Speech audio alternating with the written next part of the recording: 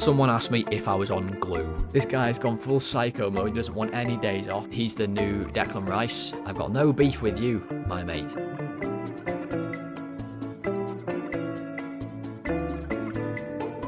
Right, hello everybody, welcome back to the Golden Sky. I'm Tom. Today it is the match preview for Nottingham Forest against Liverpool on Sunday. We're going to go through everything, of course, that you need to know about the game coming up. Before we do that though, guys, this video for you all will be on the typical Friday when the previews usually come out. I will say right now, at the time of recording, it is Thursday night. So if there has been any news that has come out on Friday or anything like that before the preview went live to you all, it's not in this video, and I apologise. And the reason why we're doing that this way this week is because I'm away this weekend, so I thought I'd pre-record the preview to get it up to you all on Friday. So we'll get into the meat of the preview in a second. Before we do that though, I just wanted to, I wanted to say it's been a week now with this haircut, the blonde hair. It's been exactly a week, and I realised that I've not really, aside from showing it to you guys and maybe mentioning it in the odd passing comment here and there, I've not really told you guys what the reaction was in all my other parts of life, like work and whatnot, to this that you guys all caused. And I thought I kind of owe that to you. I've lived with this for a week.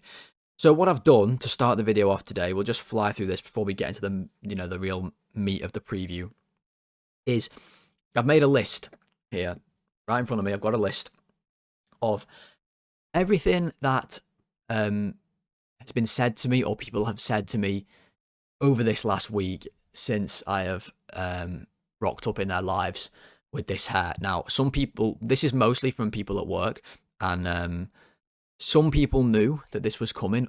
Most people did not know at all. And also, people at work don't know about my channel.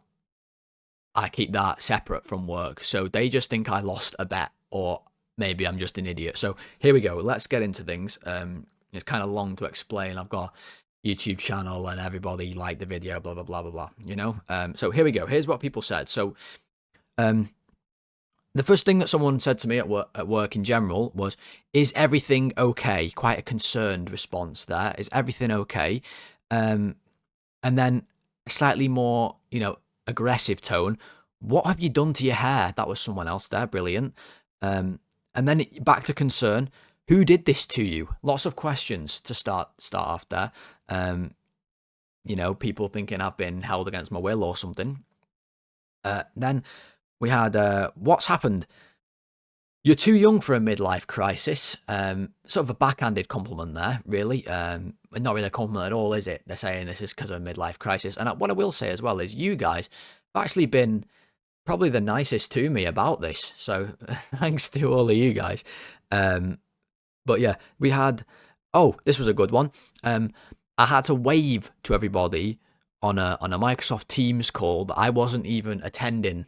The guy next to me was on a call with a bunch of people with their cameras on, and he made me get up and wave to everyone like a clown to show them my hair. That was fun. I was told by my manager that I've caused quite the stir at the office. Not to get me in trouble, but that's an exact quote of what she said. I was also told, someone else said that my hair is brighter than the sun. They then pretended to be dazzled. They did like a whole, one of these things, and I fake laughed my ass off at that. I will say Thursday is a purple shampoo day, so if I'm looking brighter than usual today, there you go. Now, I'll give a shout out here to the women in payroll.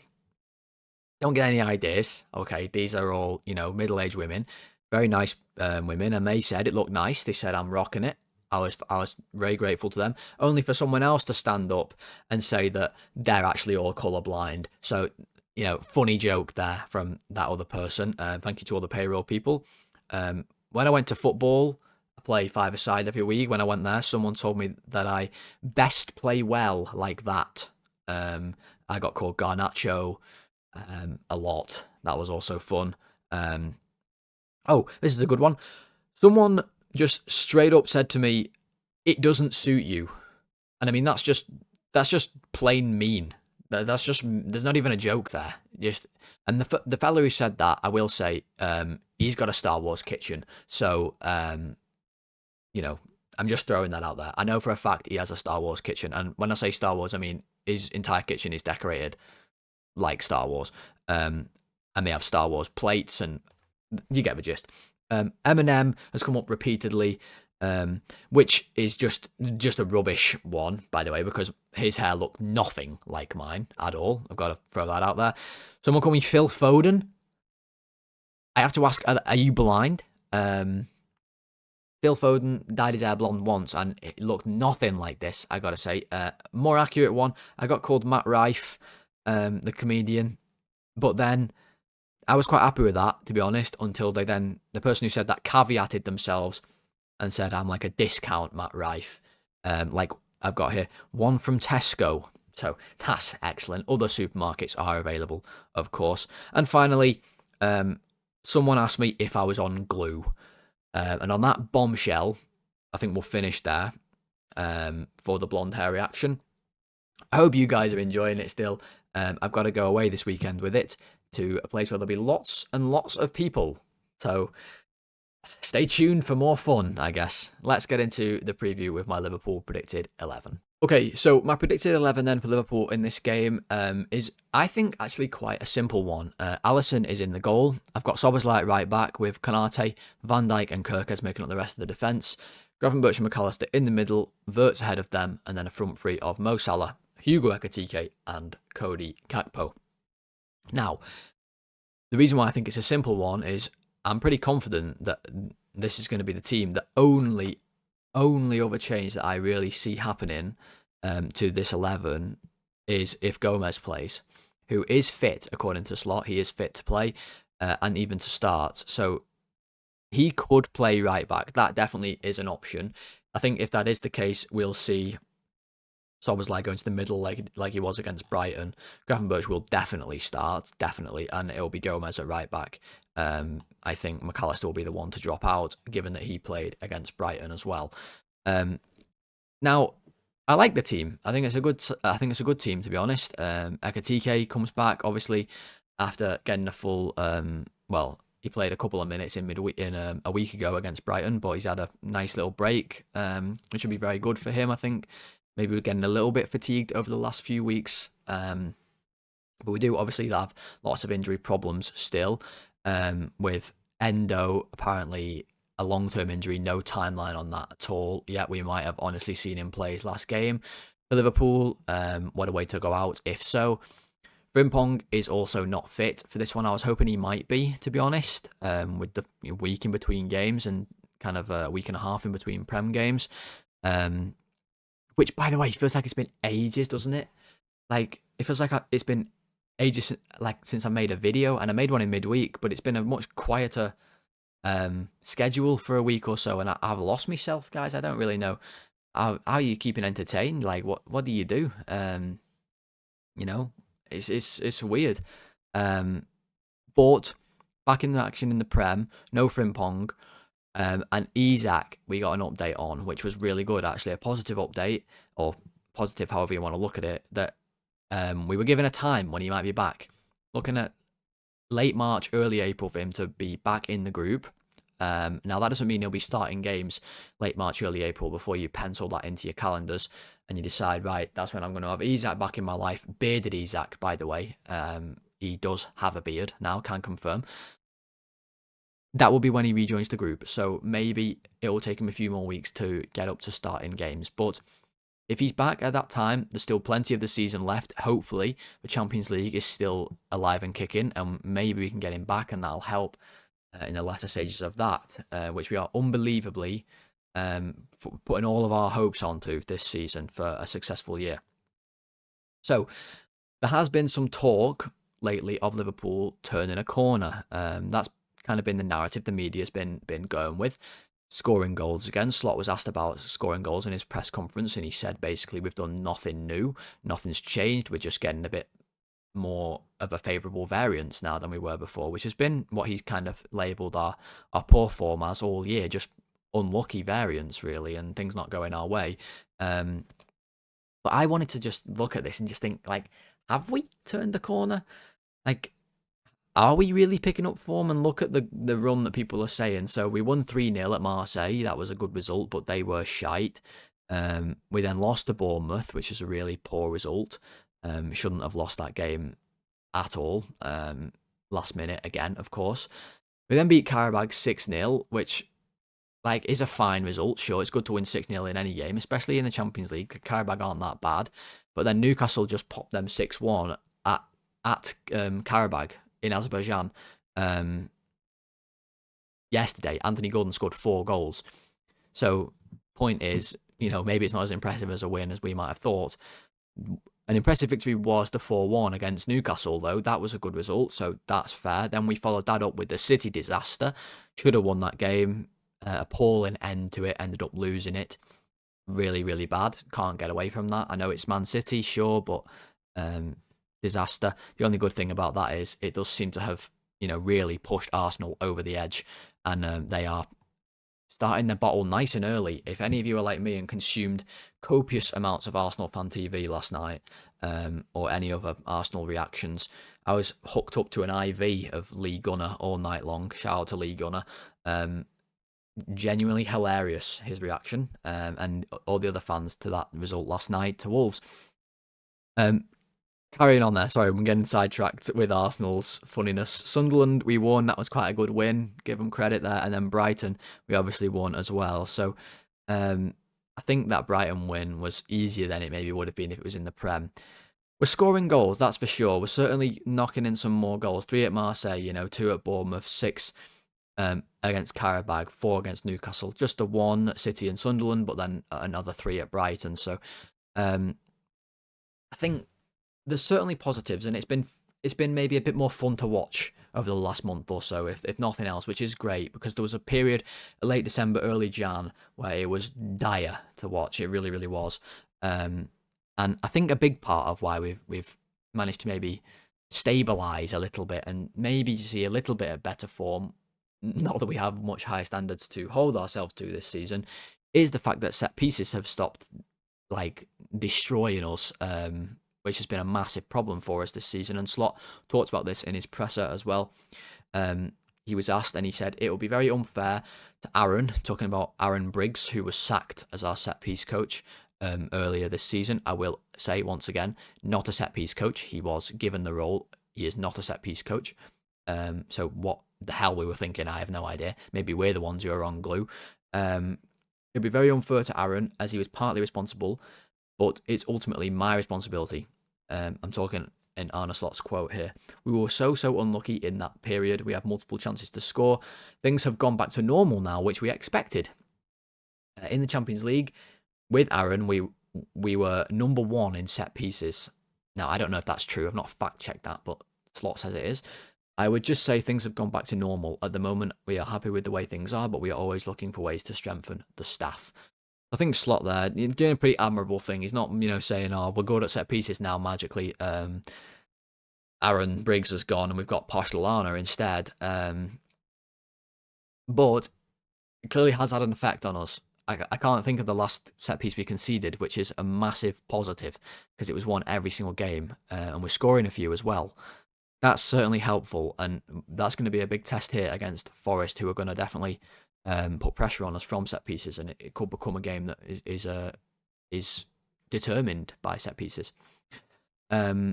Also, obviously, we've had a week off, a full week with no game in midweek, and the players actually had a bit of time off. Arne Slot had a bit of time off, and he said he had a bit of time off, which was nice, but he didn't really need it. That was what he said. So this guy's gone full psycho mode. He doesn't want any days off. No days off. 25/8. Arne Slot's gone full psycho. I'm in the gym every day. I'm working on my craft. And good for him. I think we need that from him. A bit of, I don't know. Maybe it'll help us in this game. Have a bit less fatigue at the end. Maybe we can carry some of our goal scoring prowess that we've shown over recent weeks into this one as well.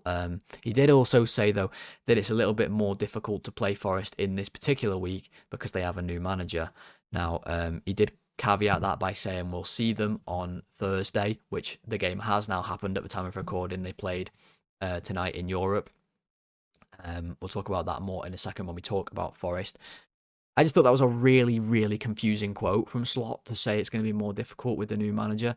Like, I understand the premise of what he's saying. A new manager bounce, you don't really know the tactics of how the team will set up. I can completely understand that, and that's obviously what he's saying there. But this new manager they've got is Vitor Pereira, who is, well, he was absolutely awful at Wolves, and we'll talk about that in a second when we get to Forest again, like I just said. So, that's Slot's presser, that's Liverpool's team. Where are we? Where's our like position? What's the situation for us right now? Well, we're 3 points off fourth. Not the top, off fourth. We are 2 points off fifth. So that's United and Chelsea. They play Everton and Burnley this weekend. So we need the Ev to do us a favour. And I'm not even going to ask for Burnley to do us one because I don't think there's any hope of that happening. But we do have to win this because we have to keep pace with them. I expect United and Chelsea to probably both win this weekend. So we also have to win to keep pace. We've got a really, really favourable run of fixtures coming up in the league, like really, really favourable. So we have to keep winning and keep in pace. And it's so frustrating, isn't it? Because if we were a normal team, a normal level of Liverpool good that we've seen over the last few years, bar one or two crazy seasons, where all our players get injured, we'd have pissed this league this year. I mean, we would have pissed it. Arsenal can't get themselves dressed, and City were, about 2 hours late to the party. I mean, we didn't even turn up. We weren't even invited this year, so we were kicked off the party bus right on in about September. So, yeah, got to keep pace because it's vital we get Champions League football this season. I mean, just imagine for a second if we had a bad season again next year, or this season was bad again. We had this exact season again, but instead of having the Champions League to fall back on, we were in Europa hell. Just imagine that. We've all have a Champions League to enjoy this year, to have a bit of hope with. You know, we're waiting for the team that we're going to get drawn against in the knockout round. Maybe we can get to the quarterfinals, and then from there, it's anyone's game. Imagine we were in Europa hell. I don't want to ever go through that ever again. If I have to wear Thursday nights, Europa nights again, I'm ripping both my ears off. Chopper style, let me tell you that much. Just cutting them straight off. So, that's Liverpool. That's everything I think we'll need to cover for them. Let's get Forest on the board and talk a bit about them in the second part of the preview. All right, so my predicted 11 then for Forest is a really tricky one, I'll be honest. They obviously have just played, and that will factor in. Maybe I'll talk about that more in a second. But I've gone with Ortega in the goal. I think he will start. Obviously, just signed from Man City. Ola Aina at right back with Milenkovic and Murillo centre backs. I think that's pretty certain. Nico Williams, familiar face, at left back. Sangare and Anderson in the middle. Be prepared to listen to Elliot Anderson prop the whole game. He's the new Declan Rice. Now that Declan Rice has reached like levels of overhype that are astronomical, Elliot Anderson has replaced him as the new up-and-coming English midfielder that the media absolutely is in love with. And he is a good player. He absolutely is a good player. But just be prepared for that whenever he does anything half-decent in this game. Dominguez I've got on the right wing. He will tuck in. They will probably end up, with Gibbs White sort of out there at times as well. But I've got Nico Dominguez there. Callum Hudson-Odoi on the left. That is Arne Slot's personal dementor. Innkeeper at Azkaban after he beat us with his goal 1-0 at Anfield last season. And Slot didn't sleep for a year.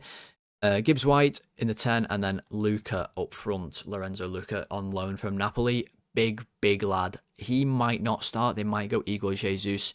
He did score tonight and start. Luca came off the bench. So I've gone with Luca. Like I said, this team is hard to predict. Not just because Forest have played in midweek. And so maybe, could they prioritise the Europa League now? I think maybe they will. But, they are also definitely engaged in a relegation battle. So they can't prioritise it too much. It's hard to predict how much rotation there might be from Forest in this game. Also, on top of that, they are on their fourth permanent manager of the year, which is just insane. We are in mid-February, and they have had 4 permanent managers. And if you can't remember who they are, I'll list them to you here. We started off with Nuno, who left seemingly not of his own accord. but sort of parted ways. That was weird. Then they had Ange for like a day. That was weird. If anyone saw Ange's episode of Stick to Football, I think that came out today or yesterday or whatever. I watched it today. It was a good watch, actually. Ange is a really, really top guy, comes across really, really well. And I still don't think Spurs should have sacked him, but that's just my 2 cents. Then they had Sean Dyche after that. Complete contrasting styles there from those three. And then they've ended up with Vitor Pereira here. So he was the manager of Wolves. We'll talk about him. I mean, let's say it now, actually.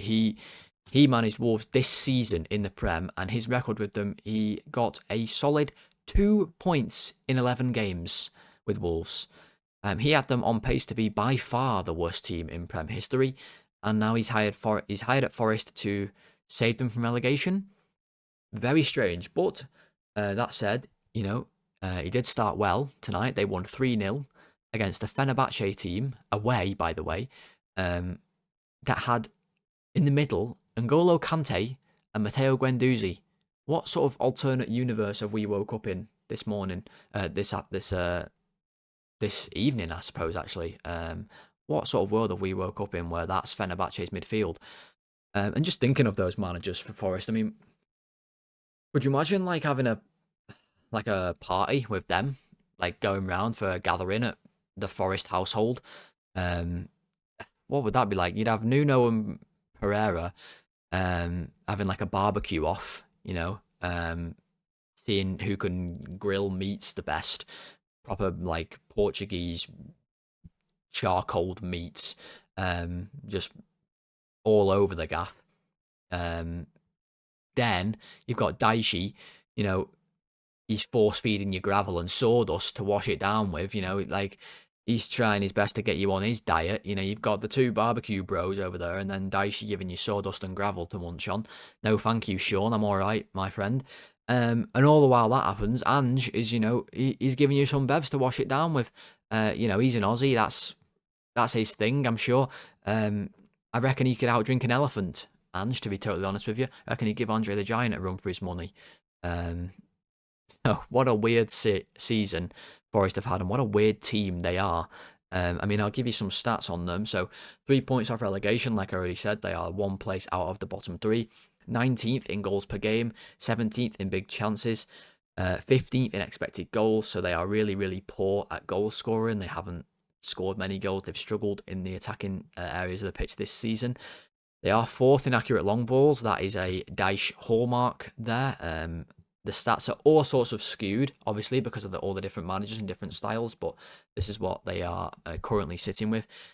But they're not that good at defending either. 16th in XG conceded, so they're giving up a lot of goals, a lot more than last season when they were quite good. Remember when we played them at Forest last season when they were like in a top 4 race, and Chris Wood was banging in goals and tormenting the living shit out of me every week on FPL? Because I remember. That was weird, wasn't it? What a weird time that was. But this game, they're in a much different place. Saying that, though, it's weird that they are. Their team is like, when I look at it, it's quite good, to be honest. I don't really know what's gone wrong. I mean, Gibbs White's a great player. Remember in the summer when he was like held hostage by the owner and forced to stay and like nearly went to Spurs and then didn't? That was weird, but he's there now. He's a really good player. I like Anderson in the middle, like I said, although they would have you believe he's the next best thing since sliced bread. He's a good player. The centre-backs are quite good, especially Murillo, I really like. I think he's a really solid player, scored a really good goal today as well. I think Einer's good and Williams is solid too. Ortega's a decent buy in the net. I know he's only just come in, but I think he's a solid goalkeeper. Hudson-Odoi, they've got loads of wingers, loads of them. Hudson-Odoi is one of many. But yeah, they've struggled. Sangare's up and down in my eyes. I don't think he's a real top-level Premier League midfielder, but he's serviceable at least. And that's, a lot of the team there that I think they're all solid enough players. They spend a lot of money. It's just very unstable, I feel like, at Forest, and that comes from the top, I think. But I don't certainly want to make any enemies with that fella anytime soon. So if you're watching, my friend, I think, is his name Evangelos? I've got no beef with you, my mate. So that's Forest. That is their lineup, what I think they will go with. That's all you need to know about them. That's Liverpool as well. Let's go and do Super 6 to finish off the preview today. Okay, so sometimes we usually show clips of the team that we're playing, but given that Forest have just hired a new manager, I didn't really feel that was relevant in today's video. So straight to Super 6, the jackpot this week is 500 grand if Chelsea beat Burnley, which I assume they will, and 99% of people also assume they will. I mean, yeah, you've got to think a Chelsea win easily here. I'm gonna go a 3-0. I think they'll smash them, to be honest. It might be 4. Let's go 4. Villa against Leeds. Oh, my heart wants to say Leeds. They've done well against some big teams. I think Villa will be pretty favoured. Yeah, I'll go 3-1 or 2-1. Let's go 2-1 Villa. West Ham, Bournemouth. West Ham, I've definitely been on the upturn, and that's reflected here. More people think West Ham will win than Bournemouth. I think this is a draw. I'm going to go 2-2. That one. Forest, Liverpool. Oh, I hate it when they put Liverpool on. I really do. I'm going to go with Liverpool win, though. I'm going to go a 2-1 away win, like the admin there. Lots of people think Liverpool will win. I'm going to go 2-1 away win for us. Sunderland and Fulham. Yeah, tough one. 1-1 is such a Fulham score. I feel like every game Fulham are in, you can predict 1-1. Sunderland just lost to us at home. Other than that, they've been unbeaten. So you can't really go against them there. I don't mind 1-1, in all honesty. I might go with it. And then Spurs Arsenal. This is the biggest game. Aside from ours, of course, of the weekend. This would be hilarious if Spurs win this one. And it's impossible to predict because Arsenal are just bottling it big time. But I do think they'll probably win this one. They just always seem to, I don't know, play better in these types of games. So I'm going to go with an Arsenal win. I'm going to actually go 3-1 to Arsenal there. And we'll go 5th minute, as always, for the golden goal. That's Super 6, done and dusted. Alright guys, that's going to do it for today's video. I really do hope that you did enjoy it. And if you did, you know the drill by now. Like the video. We're trying to get to 35 likes now on all these videos. So if you did enjoy it, pre-recorded preview as well for you guys. You know, drop me a like for the extra effort there as well, getting this out. Subscribe to the channel if you are new. We are so close to 450 subs. We're trying to get to 500. So if you are new, click subscribe. That would be amazing. Podcast listeners, 5-star rating, reviews, all that good stuff. Follow the show. You know what to do. I will say, everyone, the ratings for this game, they may not come out. I will be taking my camera where I'm going away this weekend, but I will try and record. I just might not be able to upload. So you might hear from me in a shorter form or something. And if the ratings do come out, it won't be with the graphics and all that stuff. It will be a much more sort of raw version of the ratings. But I will try. I would like to get them out. I've not missed a single Prem game this season, so I would love to get those out for you. But that's just a pre-warning. There may not be any ratings. So that is it. And I did also want to ask, for anyone who's watched at this point in the video, I wanted to ask if there's any of you watching who are like media experts or like have experience with cameras or lighting or any of that stuff. Like, draw me a comment or send me an email. The email address I use for this channel is listed in the description. I've been thinking recently about the setup. Now, I am, when I move out, hopefully by the end of this year or something along those lines, planning on having, you know, a real revamp of the setup, because at the minute I'm in obviously my room at my family home, and there's a big window here that you can't quite see, but that causes lighting issues, which is why the lighting is the way it is. It's okay, but I think it could be better, and I will set that up better when I'm in my own space and I can completely customize it how I want. But if there's anyone who I could talk to about maybe the best cameras to use, because I think I could improve, or sound or lighting or anything like that, I'm always looking to level up the channel. So anyone who has any knowledge of any of that type of stuff, drop me a comment. And also I will ask as well, this will be a Friday when it comes out. This year I am embarking on a bit of a Friday film night streak.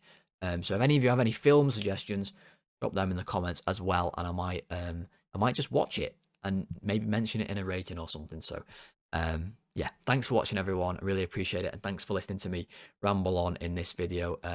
Bit of a longer preview than I anticipated it to be, but hopefully you enjoyed listening to me chat some nonsense for half an hour.